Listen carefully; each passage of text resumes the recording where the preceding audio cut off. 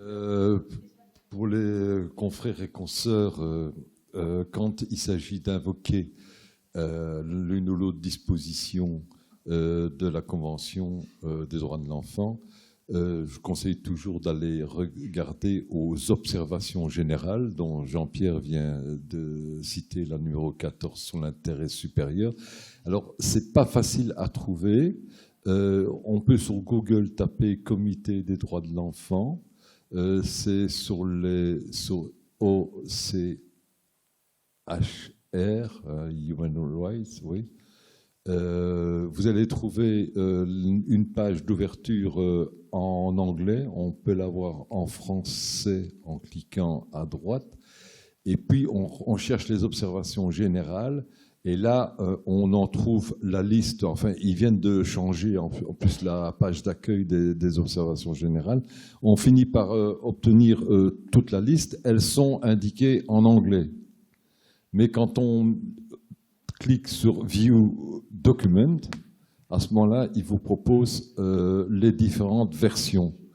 Et ça vaut vraiment la peine, sur certains cas particuliers, quand on invoque un ou l'autre article de la Convention, de pouvoir rappeler l'interprétation que font les experts de l'ONU, qui, je le rappelle, sont des personnes qui sont choisies par leur gouvernement et présentées dont la candidature est présentée à l'Assemblée générale des Nations unies et qui sont élus par l'Assemblée générale des Nations unies. Et dès lors, après, ce sont des experts indépendants. Et franchement, leur travail vaut vraiment la peine d'être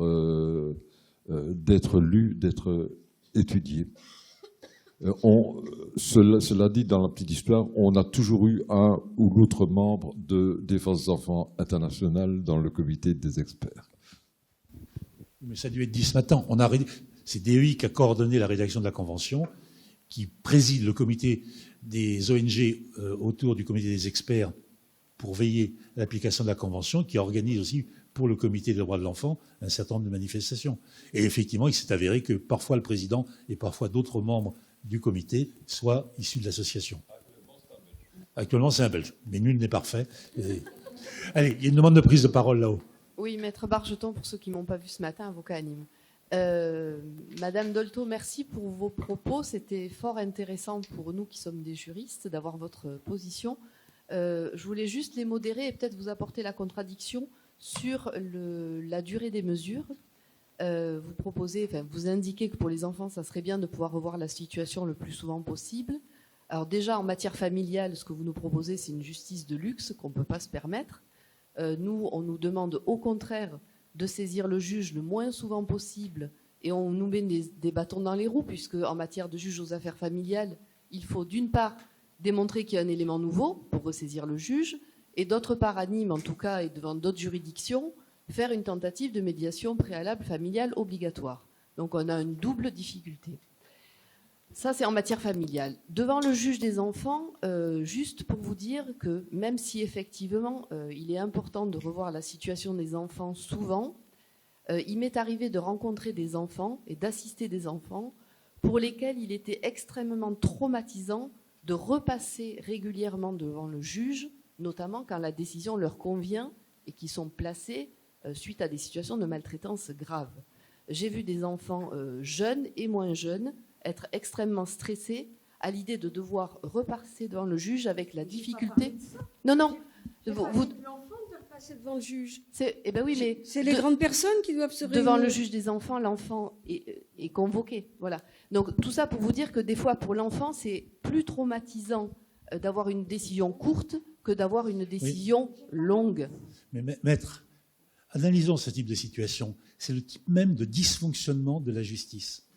Un enfant ne peut pas être en danger toute son enfance quand il est pris en charge par l'état de son enfance.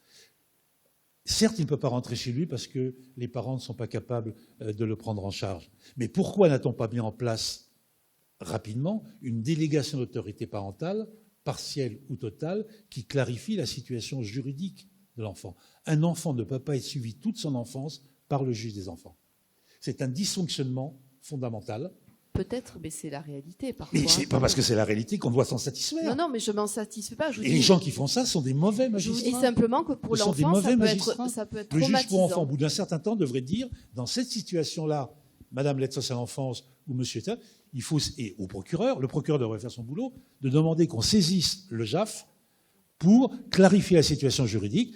L'enfant a relativement peu de perspectives, pour ne pas dire à vous écouter, il n'a aucune perspective qu'il retrouve sa place au domicile familial. Il faut donc nommer des gens qui vont exercer des responsabilités. Ça sera soit le département, soit un membre de la famille.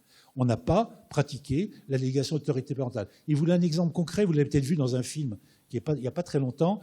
Ce gamin, moi, il a 16 ans, ou à peu près 16 ans. Il est confié à une famille d'accueil depuis l'âge de 3 ou 4 ans. Sauf que la famille d'accueil... Hein? Non, pas Lies, non, ça se passe à Sarthe. Sauf que la famille d'accueil est atteinte par la limite d'âge. Et le film commence, comme c'est la séquence, la dernière soirée.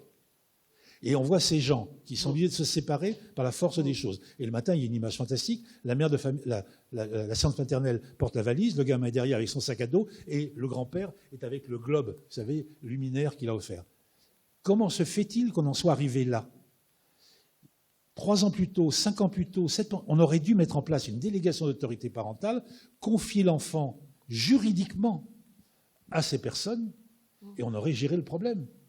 Et on n'aurait pas été piégé par le piège administratif qui veut que cette famille d'accueil soit atteinte par la limite d'âge. Au passage, la loi de 2022 qui vient d'être votée permet désormais de faire des exceptions. Mais beaucoup des traumatismes que nous infligeons aux enfants est lié à soit de mauvaises lois, soit de mauvaises pratiques. Je ne vous dis pas le contraire, je vous dis juste que du point de vue de l'enfant, pour en avoir assisté, une audience devant le juge Madame, d'enfant est-ce que je peux vous être répondre traumatisante avec Est-ce que je peux vous répondre Bien sûr. sur le fait que l'intérêt de se rencontrer entre différentes professions, c'est justement que vous me parlez de votre position, moi je parle c'est donc 2 corpus de connaissances. Quand je dis que les choses devraient être mises en cause, je ne dis pas qu'il faut que l'enfant soit réentendu, je dis qu'il s'agirait de comprendre que les grandes personnes se mettent d'accord et réfléchissent tous les 6 mois. Je n'ai pas dit qu'il fallait réentendre l'enfant. Voyez ? Donc, si vous m'opposez en disant que vous m'apportez la contradiction, pas du tout, vous m'opposez pas la contradiction. Vous parlez dans votre système. La richesse de nos échanges, c'est que moi, je suis dans un autre système. Oui. Moi, je réfléchis autrement. J'entends bien. Simplement, au milieu, il y a l'enfant et... Vous voyez, c'est comme si vous disiez que ce que je vous dis de mon point de vue, ça doit être appliqué dans votre code, dans votre façon de faire. Alors que moi, je me permets de rêver à un autre niveau parce que je ne suis pas dans votre situation. Et c'est ça qui fait la richesse des échanges. Ah non, mais j'entends bien, mais c'était pour vous dire ce qui se passe en réalité. Que ce soit traumatique, je le sais. Voilà. C'est pour ça que on n'est pas dans. C'est pas la peine d'essayer de se disputer là-dessus parce on ne se dispute pas du tout. Hein. La non. contradiction pour un avocat, ça veut dire que je n'ai pas le même positionnement que vous. Ceci aussi, au passage, un dispositif est traumatique à la hauteur où on le présente comme traumatique. Hein. On peut créer des conditions où les gens viennent au tribunal sans penser à la peine de mort, hein, et qu'on va leur infliger la peine de mort. Je parle toujours de moi, je parle de ce que j'ai vécu. J'ai dit à mes filles, si jamais vous avez un monsieur qui, devant une boulangerie ou une pâtisserie, veut vous offrir des gâteaux et veut ouvrir son imperméable, prenez les gâteaux et gueulez après. Bon. Eh ben, ça c'est mon mauvais humour juif parisien. Mais n'empêche que quand je suis allé en Roumanie, et que j'ai laissé ma fille, qui avait 13 ou 14 ans, aller au lavabo, etc., aux toilettes, elle a vu un type, un exhibitionniste, elle est revenue en disant « Papa, j'en ai vu un ». Je lui avais dit, il fallait rigoler ce genre de situation. Si je lui dis, attention Fifi, c'est traumatisant de voir un sexe de garçon, c'est clair qu'elle aurait été traumatisée. On peut préparer des personnes à venir au tribunal en étant réaliste, et à la limite, bon, on peut aussi, il y a des situations dans lesquelles il n'y a pas besoin. Pour répondre à ta question, l'aide sociale à l'enfance doit réviser régulièrement les situations. Il y a un document qui doit être élaboré, qui s'appelle le projet pour l'enfant, qui doit se trouver dans le dossier de l'aide sociale, dans le dossier du juge, et l'aide sociale à l'enfance en interne, et avec des personnages extérieurs, notamment les parents, ça c'est prévu par la loi, l'avocat, si les parents ont un avocat, si l'enfant a un avocat, de revoir la situation. Ce à quoi tu appelles est prévu légalement. Enfin, peut exister. Voilà. Mais Bargeton, il est là, Oui, le c'est projet pas, Pôle c'est emploi. pas une. Ils ont le projet Pôle enfant dans le dossier. Non. Je crois que. Non, il faut reconnaître que le projet pour l'enfant, Non, c'est mais une là, je révolution. crois En une phrase. L'idée de projet pour l'enfant est un truc passionnant. C'est-à-dire, on ne se contente pas d'accueillir, on doit se projeter. C'est le rôle des adultes, individuellement et collectivement, a fortiori d'un juge et de l'aide sociale à l'enfance. Ça n'a jamais été fait. C'est une révolution que la loi de 2007 a imposée aux travailleurs sociaux.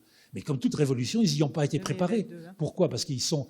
On leur demande de pas seulement bien accueillir, d'être chouette, d'être sympa, etc., mais de réfléchir à l'avenir. Donc, dans beaucoup de tribunaux, dans beaucoup de départements, dans beaucoup de conseils départementaux, dans beaucoup de tribunaux, il n'y a pas dans le dossier le document qui devrait y figurer et qui s'appelle le projet pour l'enfant. C'est tellement révolutionnaire qu'il faudra 5 à 10 ans pour y arriver.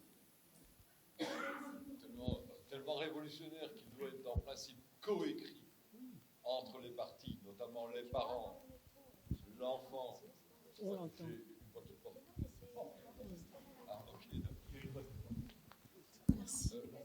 Le projet pour l'enfant. Oui. Ok. Le projet pour l'enfant, en principe, il doit être coécrit par le service, les parents, l'enfant. Enfin, l'enfant pourvu de discernement, là, le gosse de 3 ans, évidemment, pas. Et on se rend compte que c'est une sorte de contrat léonin, qu'un projet est déjà écrit et on demande aux parents, veuillez apposer votre signature là. C'est comme quand j'avais comparé ça dans le journal Le Droit des Jeunes, c'est comme quand je prends un abonnement, à l'époque ça s'appelait France Télécom, maintenant ça s'appelle Orange, je n'ai pas le choix. C'est un soi-disant contrat, mais je ne peux pas en discuter les clauses. Ben, c'est souvent ce qu'on présente, alors qu'en principe ça devrait être quelque chose qui est coécrit suite à une négociation entre les membres de la famille et le service. Oui, en fait, c'est pas vraiment une question, mais en fait, je voulais rebondir un petit peu ce que venait de dire Maître Bargeton. J'ai perdu un petit peu le fil parce qu'il y avait d'autres interventions, donc c'est un petit peu compliqué. Mais je suis assez dans la lignée de Madame Dolto. Moi aussi, je rêve et on peut toujours penser que les situations sont perfectibles et qu'on peut les améliorer et que dans l'avenir, il y a d'autres. L'essentiel de la question, justement, du réexamen de la situation, c'est que les enfants soient associés à leur propre projet et qu'ils aient, d'une façon ou d'une autre, leur mot à dire et qu'ils soient entendus. Et ce n'est pas forcément. Alors, je vais témoigner parce que j'ai eu l'occasion de plaider devant une juridiction familiale. J'ai eu l'occasion de plaider devant une juridiction, une juge de la famille en Allemagne, où les moyens de justice ne sont pas tout à fait les mêmes qu'en France, où l'écoute des enfants se fait d'une façon totalement différente. Vous avez à l'audience du juge de la famille familiale, vous avez toute la famille, alors les parents bien évidemment, l'office pour la jeunesse éventuellement, le psychologue qui est intervenu, qui a fait un examen de l'enfant éventuellement, etc. Et j'ai eu dans ce dossier, j'ai fait l'expérience d'avoir un juge des enfants qui n'a pas convoqué l'enfant à l'audience au tribunal de la famille, mais qui s'est déplacé auprès de l'enfant, qui est allé faire une promenade avec l'enfant dans le parc, en face du domicile de la mère, et qui s'est entendu longuement avec l'enfant. Alors, effectivement, ça serait mon rêve. Voilà. Merci. D'autres questions ? Mais en une phrase pour prolonger ce que vous dites, d'ores et déjà, entendre, et c'est un concept important, entendre l'enfant, c'est pas seulement écouter sa parole, c'est observer son comportement. Un juge intelligent, moi, il va, on va parler des autres. Mais non, parler des autres, c'est pas possible. C'est les engager quand je les connais pas. Je dis je.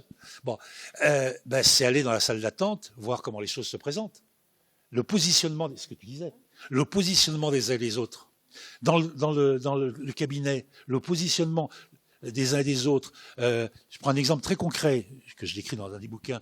J'avais 2 fauteuils avec des accoudoirs, l'un à côté de l'autre, le père, la mère, la gamine de 4 ans qui se met au milieu et qui tient par la main son père et sa mère. Elle m'envoyait un message sans parler, où elle me disait « je ne veux être séparée ni de l'un ni de l'autre ». Ce que je veux dire par là, c'est que la parole, c'est la parole orale, mais c'est aussi l'observation qu'on peut avoir des situations. Et effectivement, elle peut aussi être en relief. Puis parfois, c'est la parole directe, et parfois même, j'allais dire, et assistée.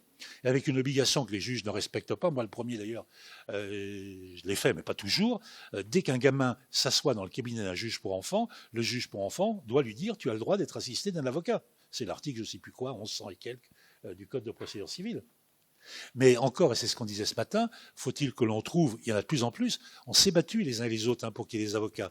Je vous rappelle qu'en matière pénale, l'avocat n'est obligatoire dans le cabinet du juge pour enfants que depuis 1992, je crois.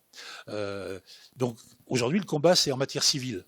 Mais encore faut-il qu'il y ait des avocats disponibles et des avocats préparés à la spécificité de ce type de défense. Et c'est pas facile. On l'a vu en matière pénale, on a discuté ce midi avec quelques-unes d'entre vous. En matière civile, c'est pas facile non plus. Mais dire que c'est pas facile ne veut pas dire que c'est impossible. Il faut s'y préparer, il faut investir. Je veux dire, notre génération, on a mis, avocats et magistrats, on a mis le pied dans l'étrier du concept de droit dans le tribunal pour enfants. Il faut se souvenir qu'on ne parlait pas de droit dans le tribunal pour enfants. On n'en parlait pas du tout. Hein. Tiens, pour une raison qui est très simple, et ça rejoint notre sujet, le meilleur défenseur de l'intérêt des enfants, c'était le juge. Pourquoi faut-il qu'il y ait un avocat?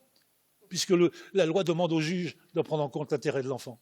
Et il a fallu qu'on démontre que de temps en temps, les décisions des juges, elles n'étaient pas bonnes. Hein, elles étaient appliquées sur des faits qui n'existaient pas, ou elles n'étaient pas les bonnes décisions. Oui, je voulais faire une remarque et témoigner d'une pratique. Je suis psychologue en maison d'enfants à caractère social. Pour dire que malgré la difficulté qu'on rencontre, malgré les difficultés qu'on rencontre sur le champ du médico-social, de la pédopsychiatrie, de la psychiatrie et du judiciaire, c'est quand même possible de faire en sorte que le rythme de l'enfant, le rythme des parents, le rythme des institutions puissent se rencontrer sur un champ commun, en tout cas c'est ce qu'on tente de faire, et de faire en sorte que cette audience elle soit préparée du mieux possible, que l'écrit soit pensé, qu'il y ait une co-construction avec l'enfant, avec la famille, avec tous les partenaires associés, ceux qui ont connu l'enfant, ceux qui le connaissent et ceux qui éventuellement pourraient le prendre en charge après, et aussi dans l'interaction et dans ce qu'on appelle le temps de l'audience où on conflictualise les points de vue, on peut co-construire un projet qui correspond à là où en est l'enfant.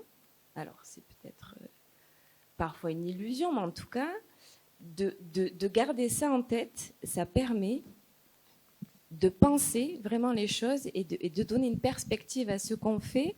Et je crois que c'est ce que vous disiez aussi tout à l'heure, les regards différents, pour moi, sont hyper importants. Chacun, au-delà de sa temporalité, a son champ de compétences, à sa clinique, à ses observations. Et c'est à partir de ça qu'on peut être au cœur de l'intérêt de l'enfant. Et là, on est entre le mythe et la réalité, c'est effectivement assez fin, mais on peut construire quelque chose.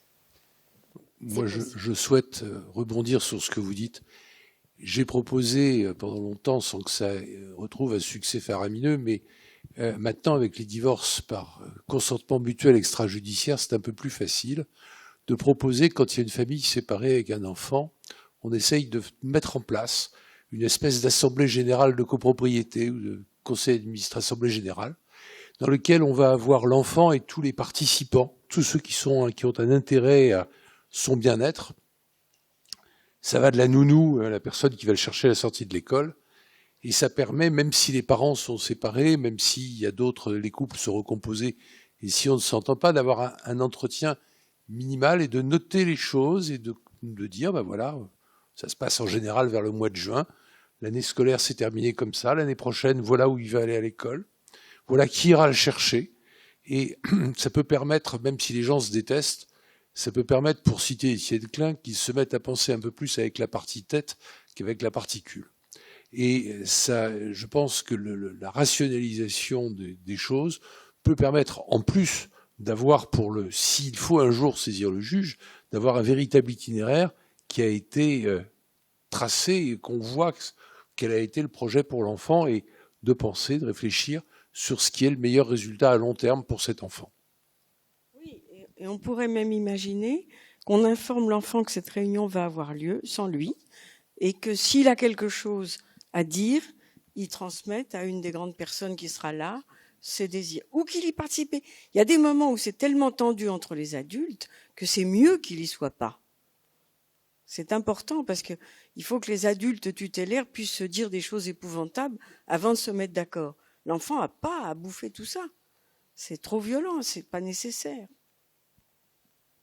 Pour prolonger ce que Alain vient de dire et ce que Catherine vient de dire, c'est-à-dire que je suis d'accord avec eux, une autre proposition qui peut créer les conditions et pour faciliter ce que tu dis, et qui relève pour le coup du politique et du législateur. Encore faut-il premier point, donc encore faut-il qu'on identifie qui est en situation de responsabilité sur l'enfant. Regardez, vous avez 8 millions, il y a 2 millions de gosses qui vivent avec un beau-père ou une belle-mère. Donc, c'est une situation qui concerne 2 millions d'enfants, 2 millions de pères biologiques, 2 millions de mères biologiques et 2 millions de beaux-pères et de belles-mères. 8 millions de personnes, 12% de la population. On nous a seriné pendant des années et des années sur le mariage pour tous, l'adoption pour les couples homosexuels, etc. Je ne porte aucun jugement de valeur sur fallait-il pas le faire ou le faire. C'est un problème politique. Mais dans la hiérarchie des problèmes politiques, il n'y a pas celui qui concerne 10 000, 20 000, 30 000 personnes, il y a celui qui concerne 8 millions de personnes.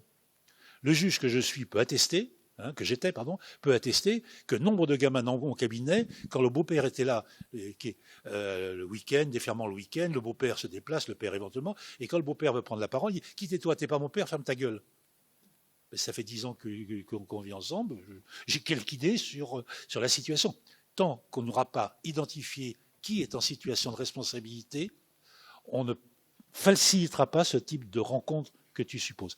Et deuxièmement, ça veut dire qu'aussi que conceptuellement, et les juristes que nous sommes, juristes patentés ou juristes en herbe que vous pouvez être, doivent y contribuer, il faut passer à une autre définition du rapport des adultes aux enfants. Actuellement, on définit le rapport des adultes aux enfants en termes de pouvoir, c'est l'autorité. Vous me direz, c'est mieux que la puissance paternelle avant 1970. C'est l'autorité parentale. L'autorité, c'est un mot qui est moins fort que puissance, et puis parental veut dire qu'on est deux, il n'y a pas seulement le père. Mais il n'empêche qu'on définit le rapport parent-enfant par le pouvoir. On devrait le définir par les missions. L'autorité parentale est confiée aux fins d'eux. Et c'est bien parce que j'ai des missions qu'on me donne les pouvoirs de cette mission. Mission plus pouvoir, c'est la définition juridique de ce qu'on appelle la responsabilité. Eh bien, quand vous proposez ça, même à des gens de gauche, comme je l'ai fait en 2014, dans le rapport que nous avons fait avec Dominique Youf, lorsqu'ils me répondent « Tu veux casser l'autorité dans la famille ?»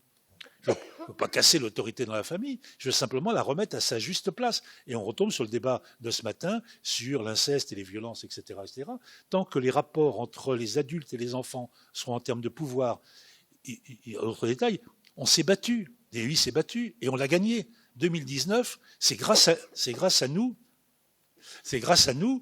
que la France, enfin, en 28e position du Conseil de l'Europe, on a condamné le recours au châtiment corporel, et encore en prenant la périphrase des violences éducatives ordinaires, après que le Conseil constitutionnel ait annulé une première fois. Donc je ne sais pas si vous voyez ce que ça veut dire. Ça veut dire qu'on reste dans les rapports de la vie avec les autres en termes de pouvoir. La vie se résume avec 3 choses, le pouvoir, l'argent et le sexe. Là, on est sur le pouvoir. Dans un idéal, toujours dans mon cadre idéal, je trouve que quand il y a des familles, enfin des séparations, etc., il serait très important que les adultes se réunissent et que le père puisse dire devant l'enfant, quand tu habites chez ta mère avec un tel, je suis d'accord pour que ce soit lui qui te dise la loi de ce qu'il faut pas faire, parce que vous vivez ensemble sous le même toit à ce moment-là. Au lieu de dire implicitement, quand c'est lui, tu peux faire tout ce que tu veux. Vous voyez, c'est comme l'histoire des pères et des papas. On n'a qu'un seul père. On peut avoir Maintenant, c'est moderne, on peut avoir un géniteur, un père, etc. Mais le papa ou la maman, oui, si tu veux, ça c'est pas encore monté à mon cerveau ce que tu veux dire, mais ça fait rien. On peut avoir plusieurs papas et plusieurs mamans. C'est celui qui s'occupe bien de vous dans une période, qui se tient proche de l'autre, hein, de votre mère si c'est un papa, et avec qui on se sent en sécurité affective.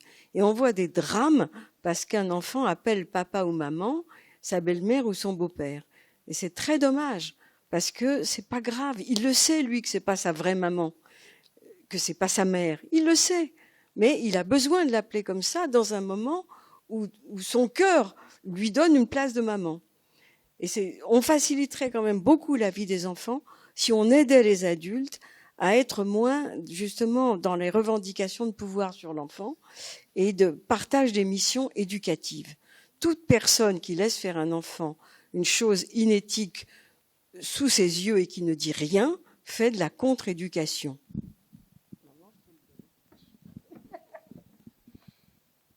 Ça devait être inéthique. Bon, d'abord, deux choses. L'article 18 de la CID dit que la responsabilité parle de la responsabilité commune pour ce qui est d'élever l'enfant et d'assurer son développement. C'est intéressant de penser que la Mauritanie, par exemple, a signé ce document. On parle pas d'autorité parentale conjointe, mais on parle de responsabilité commune. Et puis la deuxième chose que je...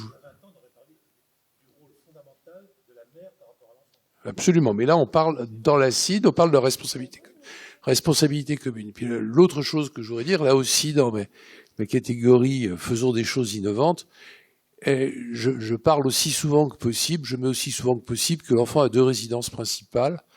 Il réside habituellement chez son père et chez sa mère, simplement pour des durées différentes. Et c'est intéressant de placer ça comme ça, parce que si on dit la résidence habituelle chez la mère, ça donne un pouvoir, tandis que si on dit réside habituellement chez papa de tel jour, du vendredi au dimanche suivant, puis il revient chez papa 15 jours après, c'est quand même sa résidence principale aussi. Donc c'est important sur le plan symbolique, ces symboles aident beaucoup à faire avancer les choses. Deux remarques, une par rapport à ce que tu dis, puis pour prolonger ce qui était dit là. Moi je disais simplement que c'est le rôle de la puissance publique de faciliter les choses. Et c'est le rôle de la loi, notamment, de venir dire au sein de la famille, il y a plusieurs personnes qui sont responsables, non pas qu'il y ait des autorités, mais qui sont responsables, à des niveaux différents. Je ne mets pas au même niveau celui qui est en relation juridique avec l'enfant, le père, avec le beau-père, mais le beau-père a les actes... Alors, on sait tous en juriste, d'ailleurs c'est la clé de répartition des compétences entre la famille et l'aide sociale à l'enfance. La famille a les actes importants, l'aide sociale à l'enfance a les actes de la vie quotidienne.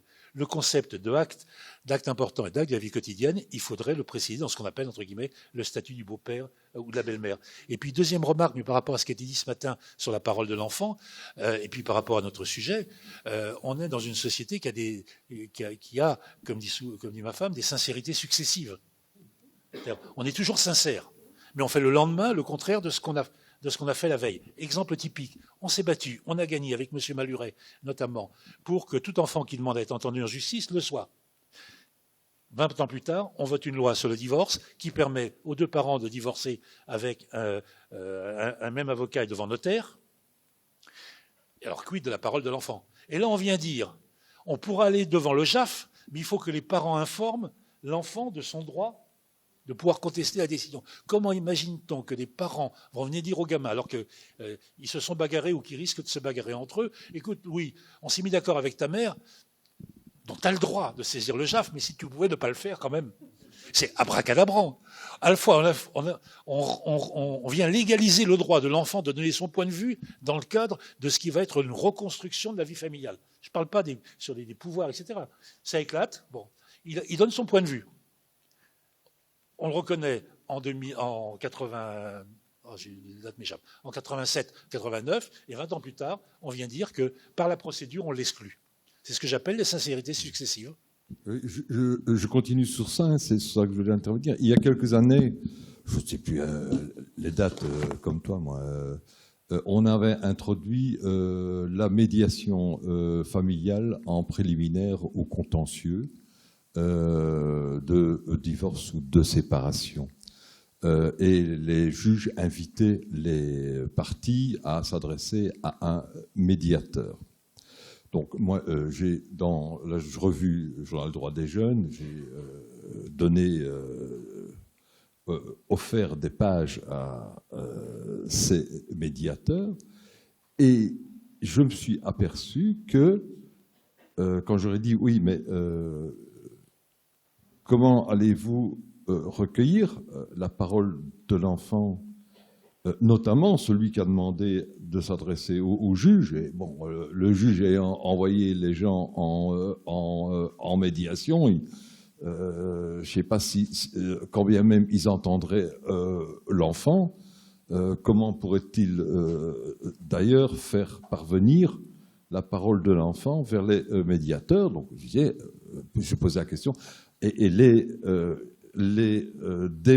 médiateurs et des médiatrices, dont une dirigeait une association de médiateurs, disaient non, nous, on fait la médiation entre deux personnes, il n'est pas question d'y inclure celle de l'enfant, il n'est pas question que nous entendions l'enfant, même à part, pour pouvoir faire état de l'opinion de l'enfant quand les deux époux se réunissent. J'ai quand même entendu dernièrement que ça changeait un peu et qu'il y avait des médiations désormais qui impliquaient l'enfant. Peut-être que les avocats présents pourraient m'en dire un peu plus, parce que évidemment le truc était tronqué. On disait l'enfant a le droit d'être entendu par le juge, mais si au terme de la médiation il y a un accord qui est pris entre les parents, les JAF, qui sont en plus des juges débordés, se contenteront très vite de les homologuer. Et la parole de l'enfant, je ne sais même pas si elle sera parvenue. En tout cas, même quand bien même elle serait parvenue, elle serait perdue. Non, sur la médiation, mais moi je suis pas médiateur, mais je voulais poser exactement la même question justement pour savoir ce que pensaient éventuellement nos intervenants de la participation ou non des enfants à la médiation. J'en sais rien. Le problème de toute façon, il est le même quand deux parents saisissent quand un parent saisit le juge et ensuite se met d'accord avec l'autre parent, parce qu'au titre de l'autorité parentale, du coup, la parole de l'enfant, elle est plus entendue, même si finalement il a quelque chose à dire. Alors nous, quand on est saisi, qu'on reçoit un enfant, en principe, on porte quand même la parole de cet enfant pour au moins dire qu'il a été entendu, mais en tout état de cause, la décision étant prise par les parents, je m'interroge sur vraiment son audition réelle par le magistrat. Voilà. Je voulais dire autre chose sur tout à l'heure votre utopie, mais j'ai oublié mon idée, mais ça va me revenir. Peut-être juste dire un mot sur la médiation. Alors, je ne suis pas moi-même médiatrice, mais j'interviens quand même assez fréquemment dans les dossiers en médiation en tant qu'avocat accompagnant l'un ou l'autre. Et on a pu noter que la loi de février 2022 ouvrait la possibilité de médiation familiale dans le cadre de l'assistance éducative. Et ça, c'est, il me semble, une piste quand même assez intéressante. Et ça peut aussi un petit peu rejoindre ce que vous disiez tout à l'heure pour voir comment on peut réunir les gens qui sont en responsabilité autour de l'enfant pour se mettre d'accord sur un projet, sur voilà, où l'enfant va être, etc., les droits de visite, d'hébergement, etc., les vacances, comment ça va se passer, la santé, etc., etc. Dans le cadre où les personnes n'arrivent pas à se mettre d'accord entre eux, la piste de la médiation me semble tout à fait intéressante. Et la médiation, généralement en matière civile, juge aux affaires familiales, évolue tout à fait. Et maintenant, il y a de plus en plus de médiation. Il y a la possibilité d'intégrer les enfants dans les médiations familiales. Et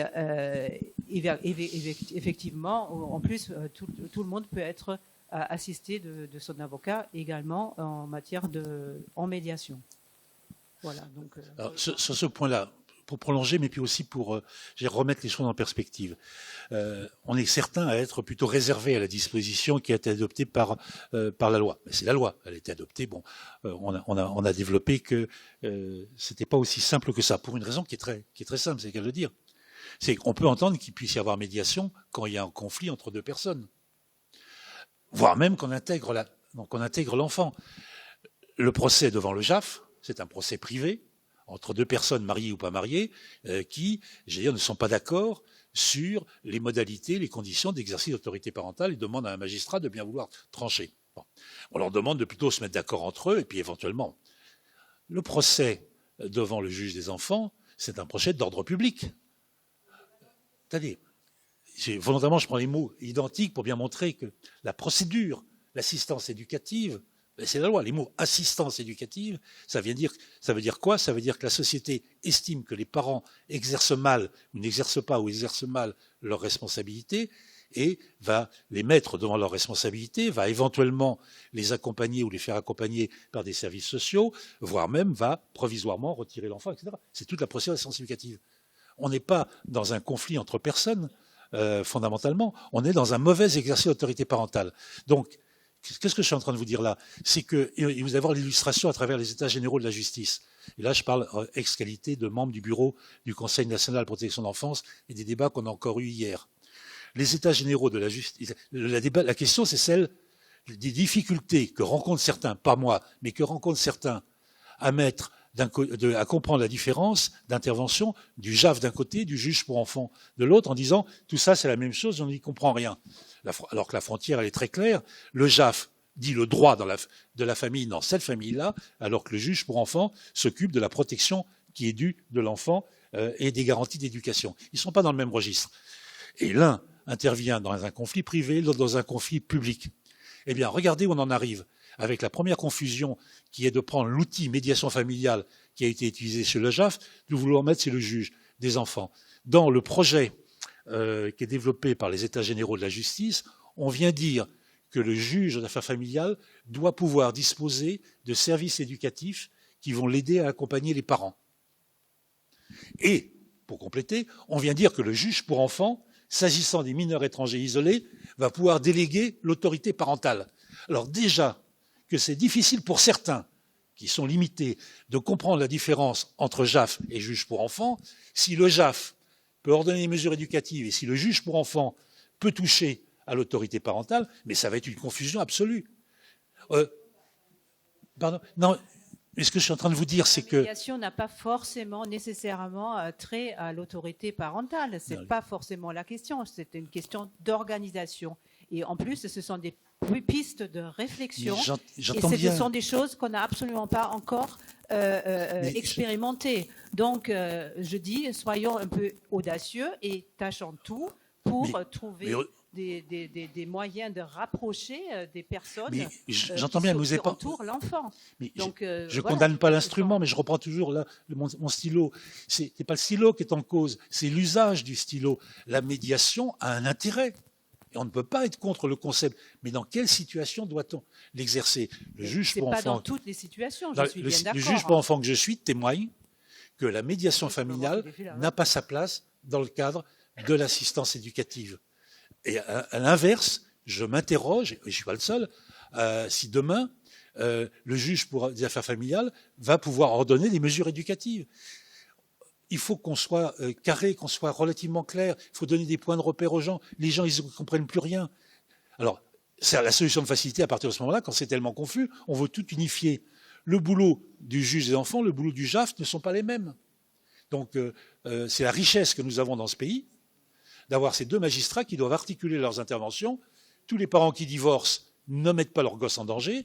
Les enfants, des parents qui les mettent en danger, ne sont pas tous mariés ou en conflit. Mélangeons pas les choses. Et avec ces concepts de médiation familiale, on est en train d'introduire de la confusion. Je ne suis pas le seul à le penser. Mais bon.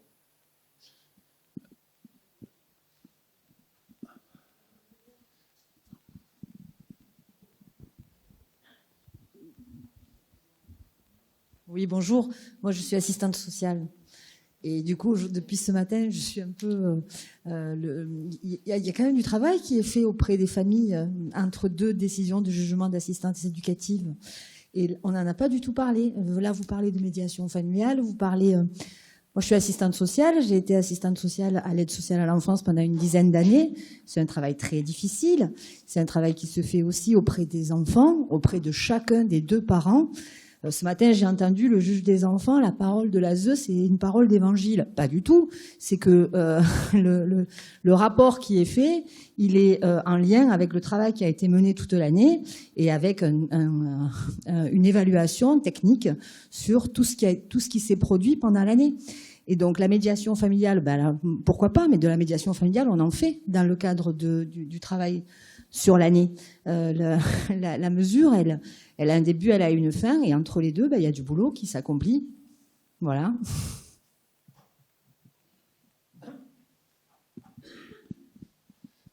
Je peux rien dire parce que je suis d'accord avec vous. Non, mais sinon, sur un point, pour relever ce qu'a dit ce matin, il y avait un propos, mais on a tous des propos, moi le premier, qui peuvent être excessifs ou caricaturaux.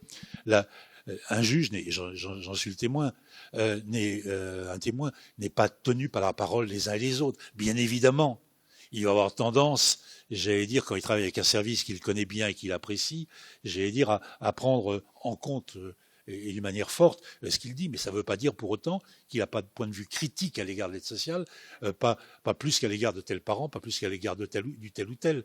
Un magistrat n'est pas tenu par une expertise. Je l'ai dit tout à l'heure, l'aide sociale à l'enfance offre une expertise par ailleurs qui est intéressée, puisque il est partie prenante. À l'inverse, l'aide sociale à l'enfance ne peut pas être le défenseur des enfants. Et c'est toute la place, toute la question qui est posée de celle de l'administrateur ad hoc qui va intervenir et qui va mandater un avocat pour intervenir aussi.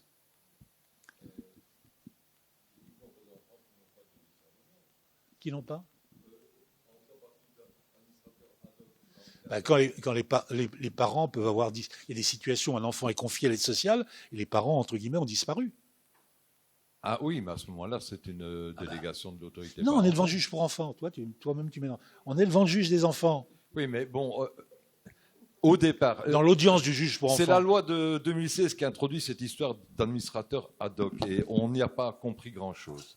Parce qu'au départ, et c'était bien clair quand dans les discussions avec toi, Pierre Verdier, etc., que l'enfant doué de discernement, selon l'article 375, était parti au procès en éducation, en assistance éducative, tandis que l'enfant, n'ayant pas de discernement, n'était pas parti.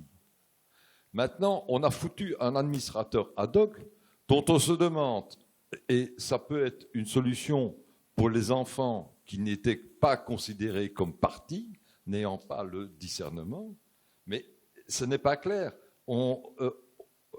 Selon cette loi, on pourrait même taper un administrateur ad hoc à un enfant qui est doué de discernement alors qu'il est parti au contentieux.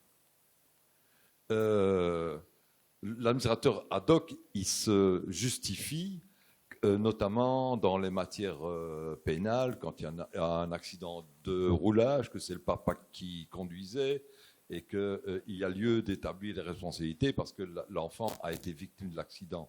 Là, comme il y a une contrariété d'intérêt, on peut comprendre qu'il y a un administrateur ad hoc qui représente l'enfant devant la juridiction pénale pour se porter partie civile. Mais en assistance éducative, je n'ai pas encore très bien saisi son rôle. Voilà, donc la loi de 2022, de février 2022, est assez claire là-dessus.